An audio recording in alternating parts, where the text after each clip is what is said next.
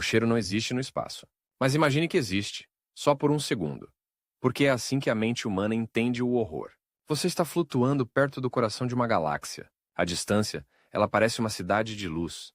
Bilhões de estrelas, braços espirais como avenidas, nebulosas brilhando como néon. Tudo funciona, tudo gira, tudo vive. Então você olha para o centro e vê a boca. Não é um buraco no sentido comum. É uma ausência que engole o significado. Um círculo de escuridão tão perfeito que dá vontade de desviar os olhos, como se fosse errado encarar. Ao redor, um anel de fogo. Matéria fervendo, rangendo, chiando, sendo moída até virar uma sopa de partículas. E ali acontece a parte que dá aquela satisfação amarga. Sim, é exatamente isso que você veio ver. O título não mentiu. Há algo aqui que pode matar uma galáxia inteira. Só que o pior não é a escuridão. O pior é o som que você sente sem ouvir. Como se o espaço inteiro estivesse mastigando. E de repente você percebe uma coisa repulsiva, quase íntima.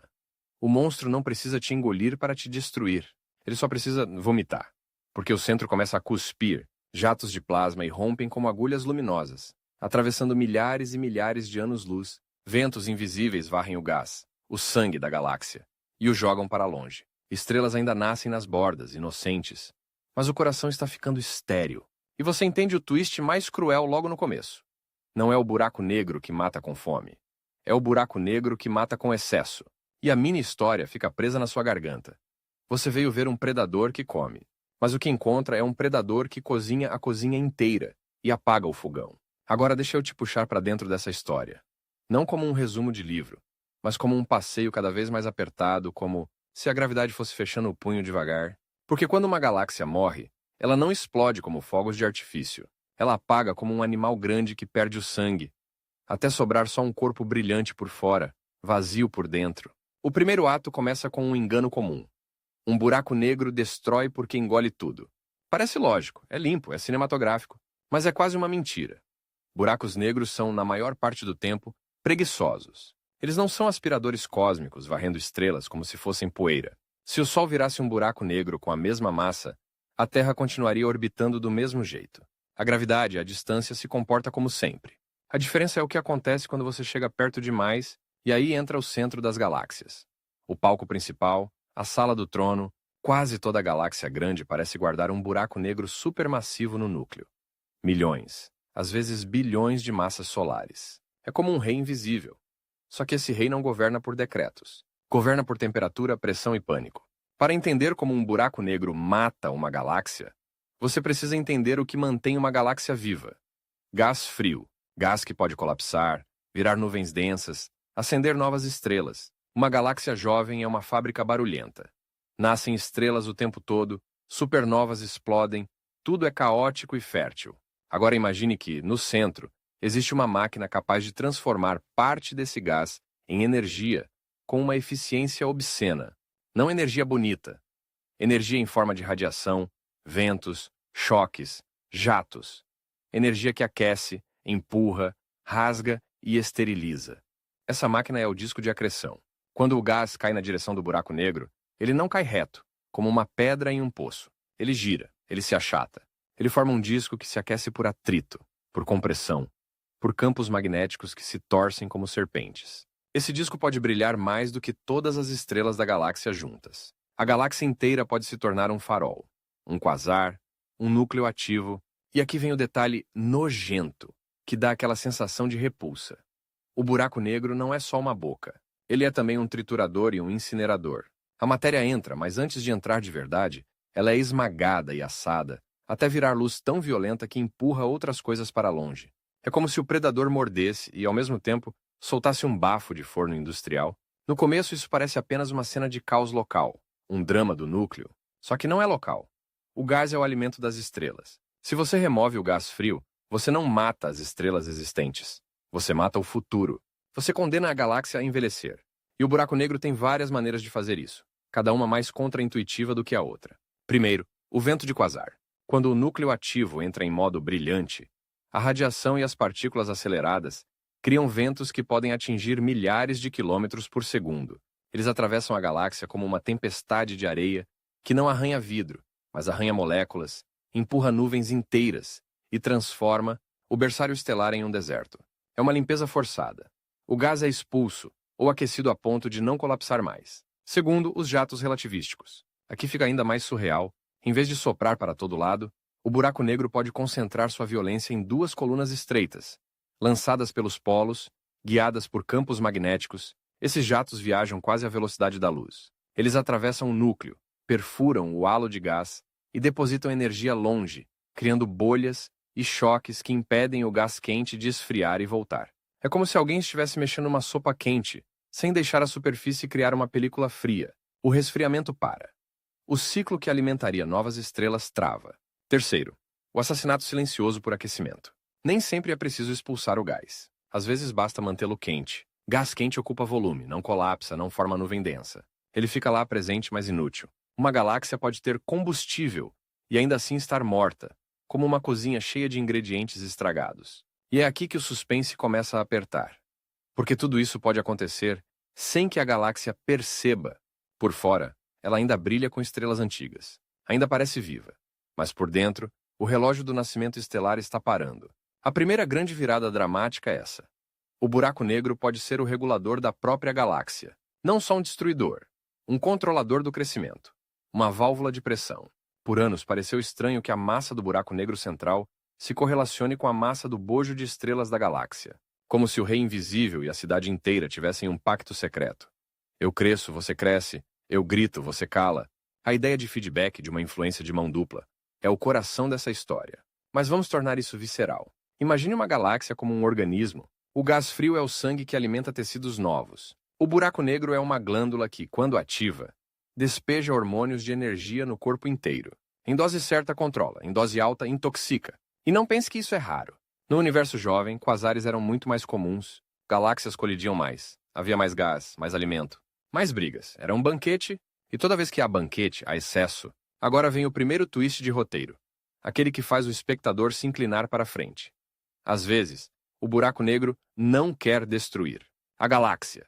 Ele é ativado justamente quando a galáxia tenta ficar mais fértil. O gatilho costuma ser violência galáctica. Uma fusão, uma colisão, um encontro próximo.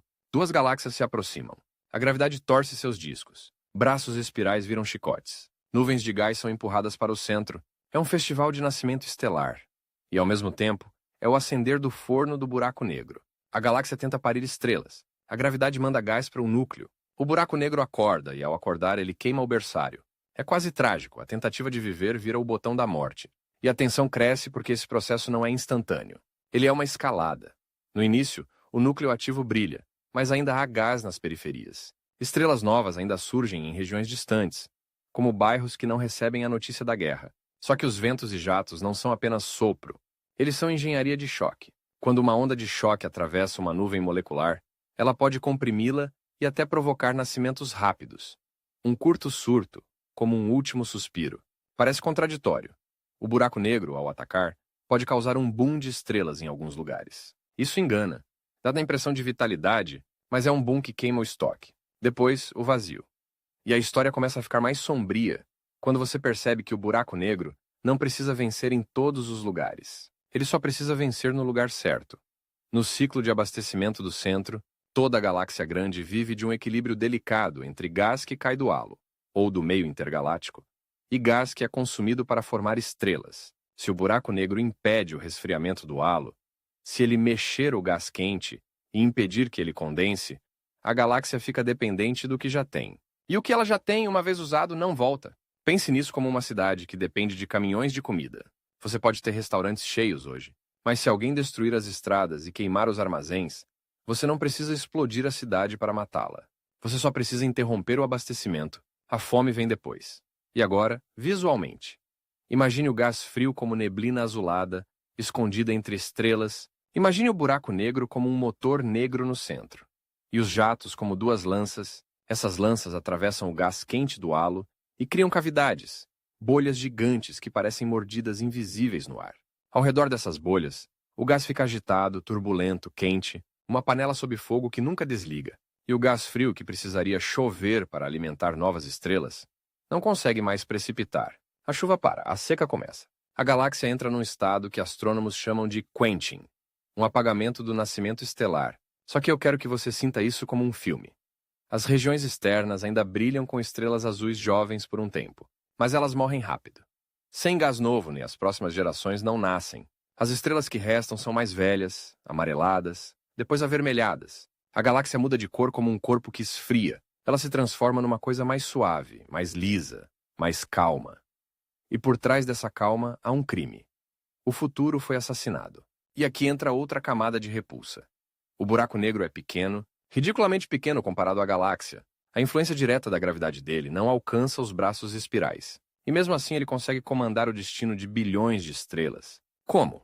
Ele usa mensageiros. Radiação, campos magnéticos, partículas, choque, vento. Ele transforma uma fração minúscula de massa em energia e paga a conta do resto. Agora, antes de a gente afundar no segundo ato, eu preciso te entregar uma imagem que parece impossível, mas é real o suficiente para ser temida, uma estrela sendo comida viva. Isso acontece quando uma estrela passa perto demais do buraco negro. A gravidade não puxa a estrela inteira de maneira uniforme. Ela puxa mais forte o lado mais próximo e mais fraco, o lado mais distante. Esse estiramento vira um instrumento de tortura. A estrela é alongada, rasgada, espaguetificada. Ela se desfaz em um fio de plasma que gira e forma um novo disco. E então, brilha. Um clarão. Um grito luminoso. É grotesco, mas é útil para a história. Porque esse tipo de evento mostra que o buraco negro não é apenas uma sombra. Ele é uma fábrica de energia alimentada por carne estelar. Só que, de novo, isso não mata a galáxia por si só. É um horror localizado. O que mata galáxias é quando o monstro entra em dieta industrial. Quando ele começa a devorar gás em escala galáctica e a cuspir energia em escala galáctica. E agora, a ponte perfeita para o próximo passo. Quanto mais ele come, mais ele impede a galáxia de cozinhar novas estrelas. É um paradoxo cruel. Um coração faminto que, ao se alimentar, condena o corpo inteiro a parar de crescer. Mas ainda não chegamos na parte mais perversa, porque matar uma galáxia não precisa ser só esterilizar. Existe um nível acima, um nível que parece roteiro de terror. O buraco negro pode remodelar a estrutura interna da galáxia, arrancar seu centro e até desaparecer levando o coração junto. E se o coração some, o que acontece com o corpo? Essa pergunta é o gancho que fecha este trecho sem encerrar a história, porque a partir daqui, as coisas ficam mais rápidas, mais violentas e mais imprevisíveis. No próximo movimento, vamos entrar no segundo ato. Colisões de galáxias, buracos negros duplos dançando como lâminas, jatos que atravessam o meio intergaláctico e um tipo de assassinato que não é só fome nem fogo, é cirurgia gravitacional. A mesma galáxia que você viu antes, aquela cidade de luz, agora está prestes a descobrir um tipo de violência que não parece violência. Não tem som, não tem explosão no estilo Hollywood. Tem coreografia. Longe do centro, duas galáxias começam a se aproximar. No início é quase romântico. Dois discos brilhantes, cada um com seus braços espirais, se atraindo como se a gravidade fosse um convite. E o primeiro sinal de que algo está errado nem é no núcleo, é nas bordas. Estrelas são puxadas em fios longos, formando caudas de maré, como se alguém tivesse arranhado o céu com unhas gigantes. A luz se estica, a matéria se alonga, a galáxia, que parecia um objeto sólido, revela que é uma coisa macia, vulnerável, feita de bilhões de coisas pequenas, obedecendo a uma força cega. Aí vem a parte satisfatória, quase viciante para quem veio pelo título. Você percebe que esse encontro é o pavio perfeito, porque colisões de galáxias não são só acidentes. Elas são usinas. Elas empurram gás para dentro, elas comprimem nuvens, elas acendem surtos de formação estelar e, ao mesmo tempo, elas alimentam os reis invisíveis do centro. A aproximação vira dança. A dança vira pancada. Os núcleos se atravessam como se fossem fantasmas, porque o espaço entre estrelas é enorme, mas o gás não é tão educado quanto as estrelas. O gás bate, freia, aquece e forma choques. E quando o gás freia, ele perde sustentação e cai para dentro, para dentro, para dentro, exatamente para onde não devia cair, para o centro, para a boca. É aqui que a história muda de marcha. Porque agora não é mais um buraco negro controlando uma galáxia. Agora são dois. Cada galáxia traz seu buraco negro supermassivo como um dente escondido. E quando os núcleos se aproximam, esses dentes não se encostam de imediato. Primeiro eles ficam presos num salão lotado de estrelas. Um buraco negro passa perto de uma estrela, rouba um pouco de energia orbital, desacelera, cai para mais perto do centro comum. Isso se repete com milhares, milhões de encontros. É como se o par estivesse abrindo caminho no meio da multidão, com cotoveladas gravitacionais. E aqui entra a primeira cena genuinamente repulsiva do segundo ato. O raspador de núcleo. À medida que os dois buracos negros se aproximam e formam um binário, eles começam a agir como uma máquina de expulsão. Estrelas que passam perto demais recebem um chute gravitacional e são lançadas para longe, para o halo ou até para o espaço intergaláctico. O centro da galáxia, que antes era o lugar mais denso, começa a ficar cavado, um miolo arrancado, como se alguém tivesse tirado uma colherada do coração. A galáxia não morre ainda, mas fica com uma cicatriz estrutural. Um núcleo escavado, pobre em estrelas. Você consegue visualizar isso? Uma cidade que depois da guerra não tem mais centro, só um vazio polido onde antes havia vida.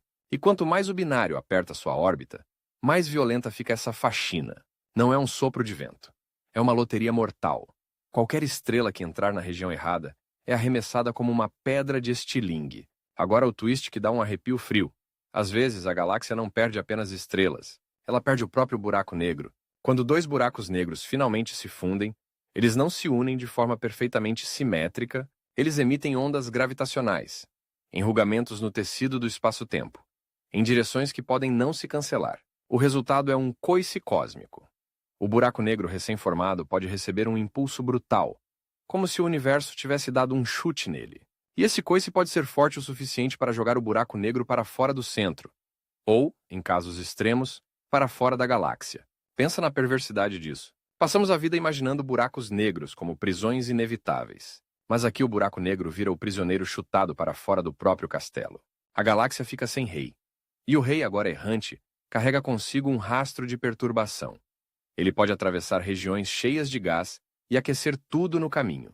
Pode rasgar aglomerados estelares, pode vagar como um predador sem território, e a galáxia, sem o buraco negro central, não cura automaticamente. Ela já foi escavada, já foi violentada no abastecimento, já teve seu gás chacoalhado e aquecido pela fusão e pelos surtos de atividade nuclear. O corpo fica vivo, mas com órgãos faltando.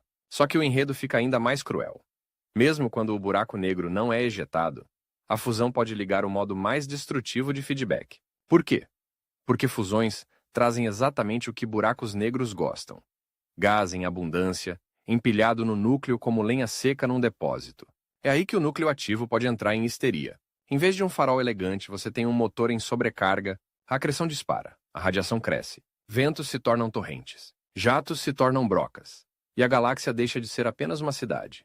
Vira uma fornalha, mas aqui vem a segunda virada dramática, uma daquelas que parecem contradizer tudo, e por isso são deliciosas de ouvir. Há momentos em que os jatos não só destroem, como também esculpem o gás em estruturas monstruosas que depois viram silêncio. Imagine o jato atravessando o meio gasoso. Ele não é uma linha limpa. Ele instabiliza, ondula, cria nós. Ao colidir com nuvens, pode comprimir certas regiões e provocar um surto de estrelas alinhadas, como cicatrizes luminosas. De longe, alguém poderia dizer: olha só, o buraco negro está criando estrelas. E você quase acredita. Quase. Porque esses surtos são, muitas vezes, o equivalente cósmico de apertar um tubo de pasta de dente. Você força uma última saída, mas o tubo fica mais vazio depois. O jato reorganiza o gás, sim, mas ao custo de aquecer o ambiente e expulsar parte do combustível, a curto prazo, fogos, a longo prazo, deserto. E quando o deserto chega, ele não parece dramático. Ele parece normal. A galáxia fica lisa, mas quietinha, como se tivesse amadurecido. E é isso que engana. A morte galáctica costuma vestir a roupa da maturidade. Agora vamos tornar essa morte mais física, mais sensorial, porque ainda estamos só arranhando o horror. Existe um tipo de destruição que não é só tirar gás ou aquecer gás. É quebrar o ciclo que traz gás novo. Galáxias não são ilhas fechadas. Elas respiram. Elas puxam material do ambiente. Filamentos de gás tênue que conectam estruturas cósmicas como veias. Conectam órgãos. Esse material cai, esfria, alimenta. Quando tudo está saudável, a galáxia é uma máquina de conversão. Gás vira estrelas, estrelas morrem, devolvem elementos, o gás recicla. O buraco negro, quando ativo em certos modos, faz algo que parece um pecado contra a continuidade. Ele pode inflar o halo ao redor, agitar, criar turbulência, impedir a chuva de gás frio que deveria cair lentamente para o disco. É como se você pegasse um desumidificador e o transformasse em um aquecedor permanente. A umidade até existe no ar, mas nunca mais vira gotas. E a galáxia entra num estado de fome que não é fome imediata. É uma fome programada. Você olha e ainda vê estrelas, mas o futuro foi cancelado por falta de entrega. Agora o segundo ato pede escalada. Então vamos escalar com algo que parece ficção científica, mas é uma consequência natural de gravidade e magnetismo. O buraco negro Pode virar uma arma que atinge não só a própria galáxia, mas o bairro inteiro. Quando jatos relativísticos atravessam dezenas ou centenas de milhares de anos-luz, eles podem atingir o gás ao redor da galáxia e até o meio entre galáxias. Eles criam lobos gigantes de emissão, bolhas que empurram e deslocam matéria. Em aglomerados de galáxias, isso pode ser devastador para o equilíbrio térmico do gás intra-aglomerado, e aí acontece algo perverso. Não é uma única galáxia que tem seu resfriamento interrompido. É um ambiente inteiro que fica mexido, quente, instável. E aqui vai um visual que prende. Imagine um aquário escuro com uma fumaça fina. Você sopra duas colunas de ar tão fortes que abrem túneis na fumaça, criando cavidades. As bordas dessas cavidades ficam turbulentas, como ondas em volta de um submarino. Agora substitua o aquário por centenas de milhares de anos-luz e a fumaça por gás quente de milhões de graus. O efeito é o mesmo. Cavidades, choques, turbulência e um resfriamento que deveria alimentar galáxias sendo atrasado indefinidamente. É assim que um único buraco negro pode virar um climatizador de escala absurda. E ao climatizar, ele esteriliza. Mas ainda não chegamos no ponto mais nojento do segundo ato. A parte em que a galáxia é destruída sem precisar ser apagada. Ela é desmontada. Em certas interações violentas, a galáxia pode sofrer stripping. Seu gás é arrancado por forças externas, especialmente em ambientes densos como aglomerados, onde há um vento de plasma quente e rarefeito. A galáxia atravessa esse meio e perde seu gás, como um animal perdendo pele, sob uma corrente forte. Até aqui parece que o culpado é o aglomerado, não o buraco negro. Só que o buraco negro entra como cúmplice perfeito, porque uma galáxia que já teve seu gás interno aquecido e desorganizado por atividade nuclear fica mais vulnerável ao stripping. O gás fica menos ancorado, menos compacto, mais fácil de arrancar. É como se o buraco negro amolecesse as juntas, antes de o ambiente puxar os membros. Então, em vez de uma causa única, você tem uma conspiração. Forças externas arrancam, o buraco negro facilita, e o resultado é uma galáxia esfolada. Estrelas restantes orbitando num corpo que perdeu o que faria novos órgãos. E agora vem um twist emocional, quase filosófico. O buraco negro não é apenas um destruidor de matéria. Ele é um destruidor de possibilidades. A matéria continua existindo. O gás expulso vai para o ralo, para o espaço intergaláctico, para filamentos. O problema é que ele vai em um estado errado. Quente demais, disperso demais, turbulento demais. Como cinzas. Cinzas podem virar floresta? Podem, mas não amanhã. Não antes de esfriar. Não antes de se juntar. Não antes de o tempo gastar tempo. E o tempo no universo é o carrasco mais paciente. Agora, para manter a tensão subindo, precisamos de uma ameaça com cara de inevitável. E ela existe. O buraco negro como gatilho de autossabotagem da galáxia. Quando um núcleo ativo sopra ventos, ele não sopra em uma direção ideal. Ele encontra caminhos de menor resistência, ele pode abrir túneis, pode escapar por canais. E isso cria um efeito de retroalimentação ainda mais cruel. Os canais abertos facilitam futuras saídas, tornando o buraco negro ainda mais eficiente em expelir energia sem perder força. A galáxia vira um corpo com feridas permanentes por onde o sangue sempre vaza. E tem mais. Conforme o buraco negro cresce, ele pode mudar o equilíbrio dinâmico do centro. Isso afeta barras, ondas de densidade, padrões que ajudam a transportar gás. Em termos simples, ele pode bagunçar as estradas internas por onde o combustível chegaria ao núcleo e ao disco. Não é só cortar a comida, é quebrar as rotas. Você começa a perceber que matar uma galáxia não é um evento, é um processo de engenharia reversa. Desmontar a logística, desmontar o clima, desmontar o ciclo. E aí, quando você acha que entendeu a violência, vem a cena que vira a faca dentro. Imagine uma galáxia após uma grande fusão. O núcleo foi escavado por um binário de buracos negros. O gás foi empurrado para o centro.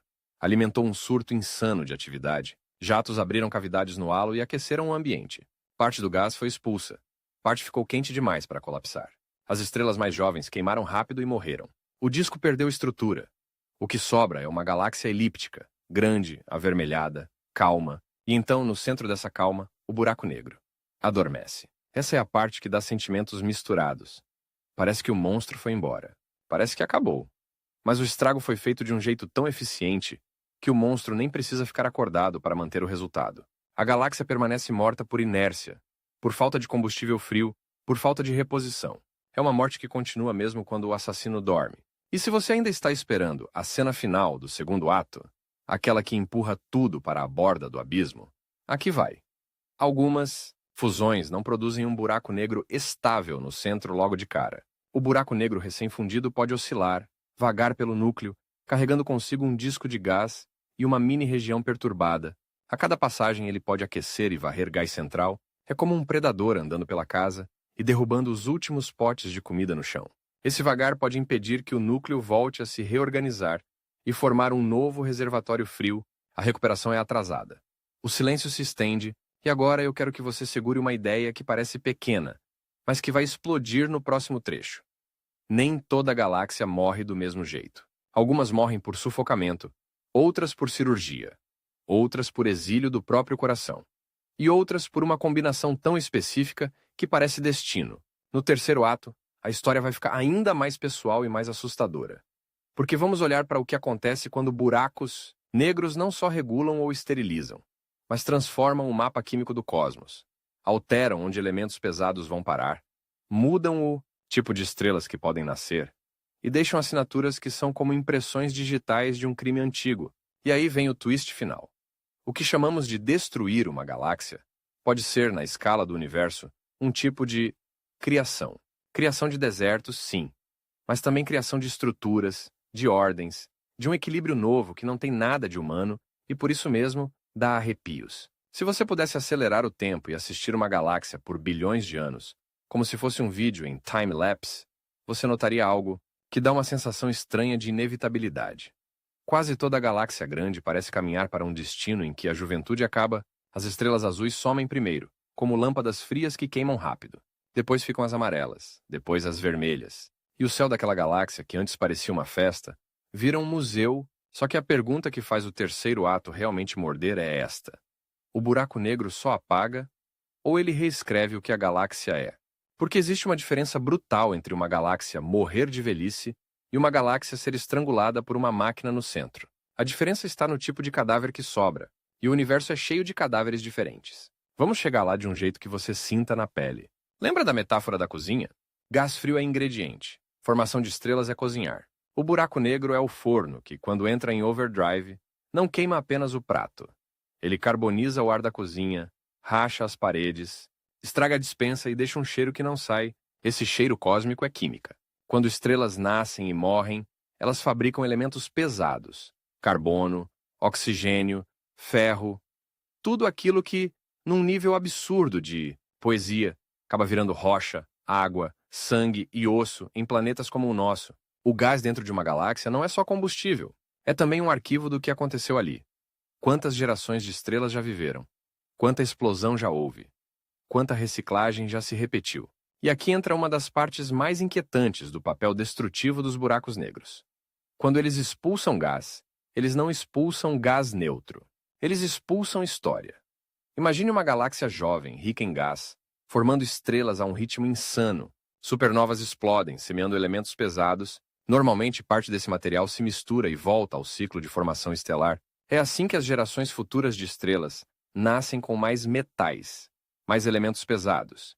E isso influencia tudo, desde a cor das estrelas até a chance de formar planetas rochosos. Agora entra o buraco negro em modo quasar, com ventos violentos. Ele pega esse gás enriquecido, esse caldo cheio de carbono, oxigênio, poeira, e o arremessa para o halo, para fora do disco, às vezes para fora do sistema. É como se alguém abrisse a panela e jogasse a sopa inteira pela janela. O resultado é duplo e perverso.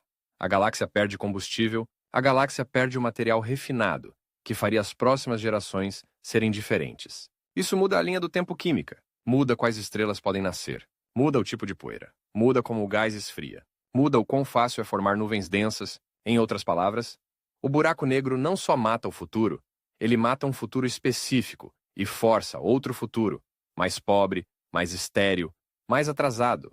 Agora, como isso se traduz em imagens que prendem o olho? Pense no disco de uma galáxia como um lago. O gás frio é água. Os elementos pesados são sal e minerais dissolvidos. O buraco negro, quando ativo, vira um furacão no centro que não só espalha água. Ele joga para fora a água mais rica, mais nutritiva. O lago baixa, e o que resta é uma lama quente que demora para virar água de novo.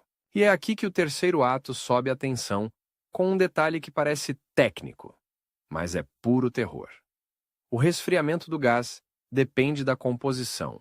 Gás com mais elementos pesados costuma resfriar de forma mais eficiente, porque esses elementos oferecem mais caminhos para emitir energia e perder calor.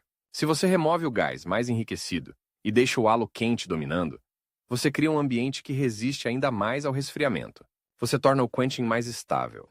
A galáxia entra numa espécie de prisão térmica. A morte vira um estado autossustentado. E agora vem um twist que pega muita gente desprevenida. O buraco negro pode matar uma galáxia, sem expelir todo o gás. Como? Fazendo o gás ficar na fase errada.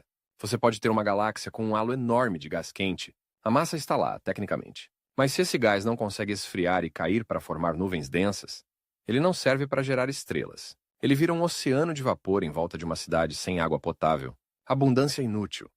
E como o buraco negro impede esse resfriamento? Não necessariamente com um grande evento único. Às vezes ele faz isso em pulsos. Aqui está a cena. O núcleo ativo liga por um tempo, injeta energia no halo, cria bolhas e ondas de pressão. Depois desliga e dorme. O halo começa a esfriar lentamente. Mas antes que a chuva caia, o núcleo liga de novo, injeta mais energia, mexe a panela outra vez, e assim por diante. Ciclos de aquecimento que mantêm o halo no limite, sempre quente o suficiente para não condensar. Se você imaginar isso como um assassinato, é um assassinato por interrupção repetida.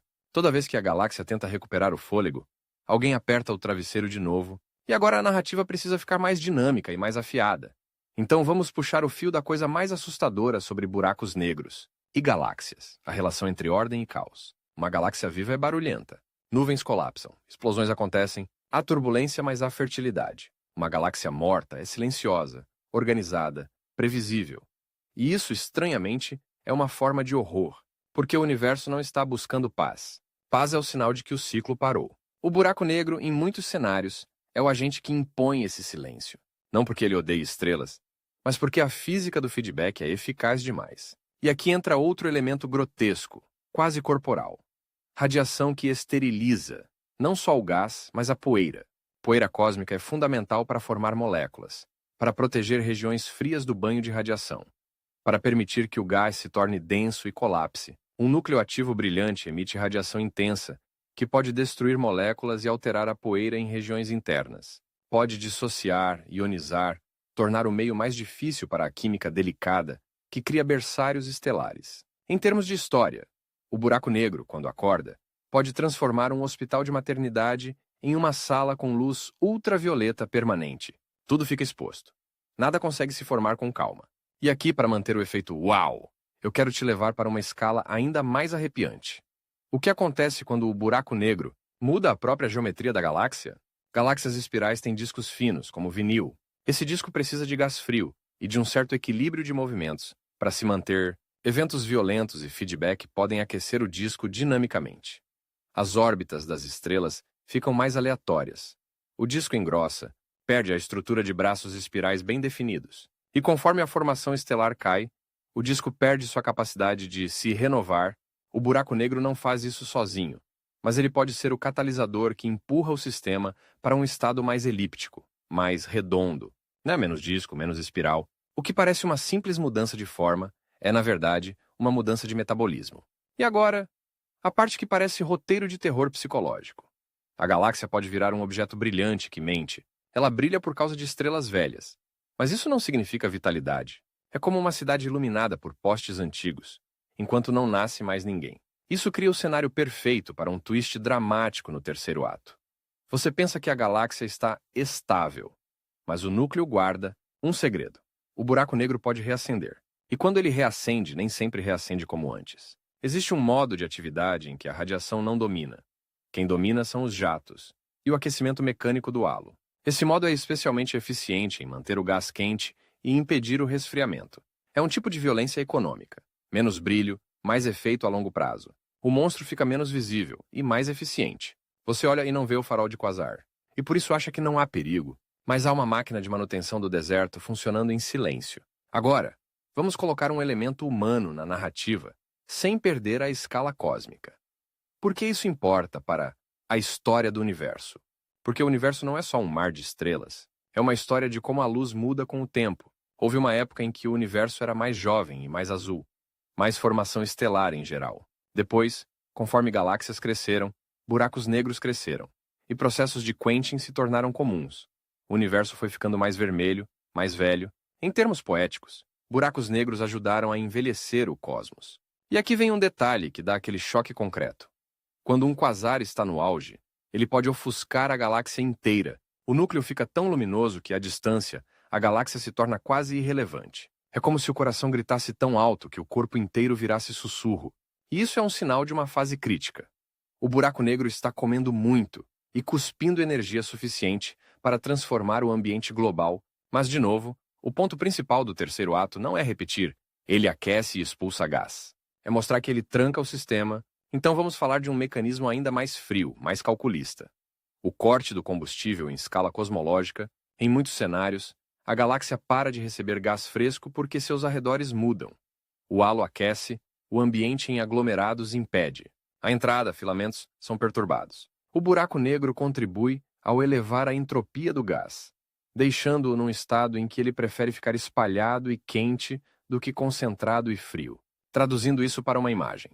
O buraco negro pega a matéria-prima e a transforma em uma nuvem difusa. É como triturar gelo em vapor. Você ainda tem H2O, mas não tem mais cubos de gelo. E agora, no meio do terceiro ato, eu te entrego a pergunta que abre a porta do final. Se o buraco negro é tão bom em matar galáxias, por que nem todas estão mortas? A resposta é que a morte não é absoluta e não é uniforme. Existem galáxias que resistem porque são abastecidas continuamente por gás fresco. Outras porque seus buracos negros não entram em fases longas de atividade. Outras porque a geometria e o ambiente favorecem resfriamento. Em outras palavras, há guerra, mas há regiões protegidas. Há tempestades, mas há vales. Só que quando a morte acontece, ela costuma deixar assinaturas que você pode ver sem ver.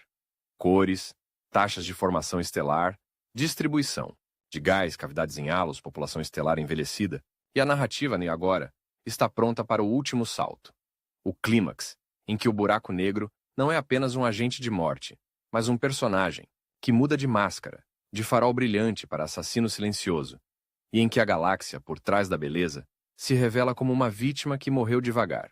No quarto ato, a parte final, vamos fazer duas coisas que fecham a tensão como um nó. Vamos pegar todos os mecanismos: ventos, jatos, fusões, coices, aquecimento do halo, química, e mostrar um caminho plausível, quase inevitável, de vida para cadáver. Vamos terminar com um twist que dá aquele frio na barriga. A ideia de que o mesmo processo que mata galáxias pode ser o motivo de existirem galáxias do jeito que existem, e que o universo, sem esse assassino, talvez fosse um lugar ainda mais caótico, um tipo diferente de terror. E antes que você pense que isso vai soar como consolo, já aviso. Não é consolo. É só uma forma mais profunda de desconforto. Você chegou até aqui com uma imagem na cabeça. Um buraco negro como uma boca, um centro brilhante como um anel de fogo, jatos como lanças. Mas o quarto ato precisa te entregar algo que pareça inevitável e, ao mesmo tempo, te surpreenda, porque a morte de uma galáxia não é uma única lâmina. É um kit inteiro de instrumentos, cada um perfeito para uma parte do corpo. Então vamos fazer isso do jeito mais cinematográfico possível. Imagine que você está assistindo a um dossiê de uma galáxia específica, não com nome, não com placa, mas com uma biografia. Ela nasce num universo mais jovem, cheio de gás. Ela começa como um disco turbulento, quente de juventude, com regiões azuis e aglomerados massivos, surgindo como fogos. O centro já tem um buraco negro, pequeno ainda, mas faminto, como um filhote que cresce rápido quando a comida aparece. Primeiro, a galáxia vive o que parece uma fase gloriosa. Muita formação estelar, supernovas semeando elementos, poeira se acumulando, e nuvens densas se multiplicando. O disco gira como uma engrenagem viva. Tudo parece crescimento, tudo parece futuro. Aí, num ponto que não é anunciado por trombetas, acontece o gatilho clássico. Uma aproximação com outra galáxia. Talvez uma fusão total. Talvez um encontro que não chega a colidir, mas torce o suficiente para mexer no gás. Braços espirais ficam distorcidos. Caudas de maré surgem. E mais importante, o gás é empurrado para dentro como se alguém tivesse apertado a galáxia com as mãos. O centro recebe um presente que é, na verdade, uma sentença. Combustível concentrado. O buraco negro acorda de verdade. Não um acordar preguiçoso. Um acordar de máquina industrial. E então o coração começa a gritar. A galáxia vira um núcleo ativo. Um quasar. Um farol tão brilhante que, em distâncias cósmicas, o corpo inteiro parece existir só para sustentar aquela pupila de luz. É um momento de beleza doentia, uma joia que brilha porque está queimando por dentro. E aqui vem a primeira facada, que define a morte galáctica. Os ventos do núcleo ativo encontram o gás frio e o tratam como poeira. O vento não precisa empurrar tudo. Ele precisa quebrar o equilíbrio. Ele invade regiões internas, rasga nuvens, acelera gás, cria frentes de choque. Parte do gás é expulsa do disco, arremessada para o halo. Parte é aquecida. Parte fica tão agitada que não consegue mais colapsar. Se você estivesse dentro dessa galáxia, não veria uma explosão. Você veria uma mudança no clima. Regiões onde antes a poeira se acumulava começam a ficar mais limpas. Onde havia nuvens densas, agora há filamentos finos e quentes. Onde havia berçários, agora há ruído térmico, radiação, ionização. Enquanto isso acontece, o que dá uma sensação quase grotesca de traição é que a galáxia, por um breve período, pode parecer ainda mais viva. Surtos de formação estelar podem acontecer nas bordas das frentes de choque. Estrelas jovens nascem rápido, em massa. É o último carnaval antes do apagão. A última dança antes do silêncio. E então vem o segundo golpe. Os jatos. Se o buraco negro entra num modo em que os jatos relativísticos dominam, a violência se torna mais precisa. Duas colunas estreitas, guiadas por magnetismo, perfuram o centro e depositam energia a distâncias enormes. Eles inflaram cavidades no halo. Criam bolhas, agitam o gás quente, impedem que ele esfrie, mantêm o reservatório num estado que nunca vira chuva. Essa é a parte em que a morte deixa de ser só local e vira logística. O abastecimento de gás fresco para o disco é interrompido. A galáxia ainda tem gás? Tem. Mas é como água no mar salgado. Está lá, só que não serve para beber. Está na fase errada, no lugar errado, na temperatura errada. E agora, o que antes era uma narrativa de energia, vira uma narrativa de tempo. A formação de estrelas cai, não de uma vez. Ela cai como uma febre que vai embora e deixa fraqueza. A galáxia começa a produzir menos estrelas azuis. As que já existem morrem rápido. E aos poucos a paleta de cores muda. O azul recua, o amarelo domina, o vermelho se impõe. Essa mudança é o sinal visível de um assassinato invisível. E aqui entra a terceira lâmina. Aquela que deixa cicatriz mesmo quando tudo parece quieto. O binário de buracos negros e a cirurgia gravitacional do núcleo. Se a galáxia passou por fusão, há uma chance de dois buracos negros centrais terem formado um par. Esse par escava o centro, expulsando estrelas por estilingue gravitacional. O miolo fica cavado, empobrecido, o centro perde densidade estelar, e isso altera a dinâmica interna. A galáxia muda por dentro, como um corpo que perdeu um órgão.